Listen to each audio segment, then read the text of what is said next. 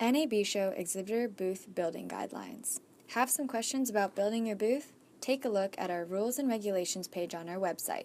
To get there, go to the NAB Show homepage and click on the Exhibit tab. Under Build It, hover your mouse over Exhibit Services and click on the Rules and Regulations link. This page is a great tool to use during the planning stages of your booth. Topics you should definitely make sure to cover are our line of sight guidelines and good neighbor policy, which is to ensure that all booths are designed in a way to eliminate visual obstructions from one exhibit to the next. Another topic to read over is our height regulations for your booth and hanging signs. Please remember that the maximum height differs between halls and exhibit structures.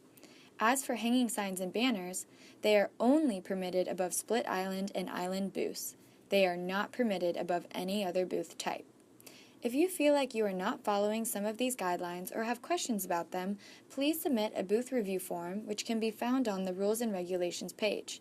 Everything is listed in alphabetical order, so you can find the booth review paragraph near the top of the page. Have any other questions?